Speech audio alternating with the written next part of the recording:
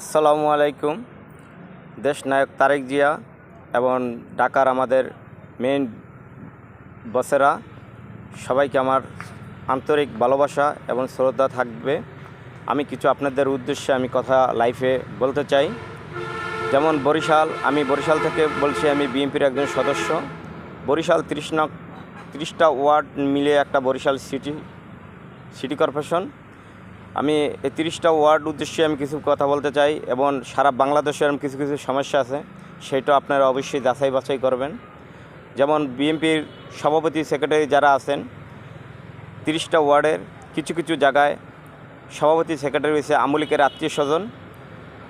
আমলিকের সময় যেমন আমলিকের সভাপতি সেক্রেটারি ছিল তার আত্মীয় স্বজন, তাদের কোনো ক্ষতি হয় না, তারা ঠিকই মামলা খাইলেও মনে করেন ধরা খায় না, ঠিকই বাসায় ঘুমাইছে, তারা ঠিকই এই আমলে তলসা মারিয়া চলছে। আর এখন মনে করেন আমলিক ক্ষমতা নাই, এখনও তারা ঠিকই এইভাবে আমুলকালারা আবার বিএনপির এই নেতাদের নিয়ে তলসা মারিয়া চলেন। যেমন তাদের কোনো সমস্যা হয় না, ছোট ছোট আমলিক যারা তাদেরই সমস্যা হচ্ছে। যেমন সভাপতি সেক্রেটারি ওয়ার্ড যুগ্ম আহ্বায়ক যারা ছিলেন, যুবদলের সভাপতি যারা ছিলেন আমলিকের, তারা ঠিকই কোনো ওয়ার্ড প্রতি কোনো সমস্যা হয় না। কেন সমস্যা হবে? তার দুলাভাই হইছে মনে করেন আমলিকের নেতা বিএনপির, তার বিয়ে হয়েছে আমলিকের বিএনপির নেতা, তাদের সমস্যা হবে কেন? তারা ঠিকই বাসায় ঘুমায়। পুলিশে গেলে আগে তারা ফোন করে দেয় তোর বাসায় পুলিশ যাবে, এই জন্য পুলিশ গেলে তাদের পায় না। এই মনে করেন যে আপনার এই ওয়ার্ডে এই সমস্যাগুলো আপনারা যদি এখন যাচাই বাছাই না করেন, আমি মনে করি যারা ওই যে সেক্রেটারি সভাপতি এবং বিএনপির আছেন 30টা ওয়ার্ড এবং যাদের আত্মীয় স্বজন আমলিকের সাথে গ্যাসে লিউজি আছে, আমি মনে করি তাদেরকে অবশ্যই আপনারা একটা ভালো জায়গায় নিয়ে যান। ওয়ার্ড প্রতি তাদের রাখবেন না, কেন ওয়ার্ডে তাদের রাখলে আপনার সাধারণ বিএনপি যারা তাদের ক্ষতি হচ্ছে এবং তারা ঠিকমতো চলাফেরা করতে পারছে না, তাদের কথাগুলো মনের কথা কাউকে প্রকাশ করতে পারছে না। কেন দেখা যায় তাইলে কেন বিএনপির সভাপতি সেক্রেটারি হয়েছে আমলিকের বিআই, এই জন্য তারাও সাহস পায়। যাক, আপনারা আমার কথাগুলো একটু মন দিয়ে শোনেন, কেন আমি ছোট মানুষ কথাগুলো বলতাম না, কেন আমি দেখতে আসি এই সমস্যাগুলো। কিছু কিছু বিএনপির লোকেরা আমার কাছে, আমার ছোট হইলে আমার কাছে বলে যে ভাই এই সমস্যা কি করা যায়। আমি দেখি, আমি তো ছোট মানুষ, তবু আমি একটু লাইফে বলবো, তাতে আমার কিছু আসা যায় না। আমি বিএনপিকে ভালোবাসি এবং বিএনপিকে ভালোবেসে যাব। কেউ যদি আমাকে কিছু খারাপ মনে করে, আমার কিছু আসা যায় না। আমি যেটা রাইট সেই কথাটাই বলবো। আমি মরণকে ভয় করি না। মরণকে ভয় করবো কেন? ভয় করবো আল্লাহকে। আমলিক ক্ষমতায় মরণকে ভয় করি নেই, বিএনপি করছি। আর এখন তো ভয়ের কোনো প্রশ্নই নেই।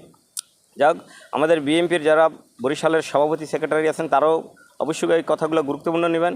ওয়ার্ড সভাপতি সেক্রেটারি যারা বিএনপির আছে, তারা আপনাদের যদি দৈনিক যাইয়ে দেখা করবে, পাম মারবে, কথা বলবে, চামচা মারিয়ে চলবে এবং টাকা পয়সা দিয়ে হেল্প করবে, তার জন্য সে ভালো লোক, সেটা না।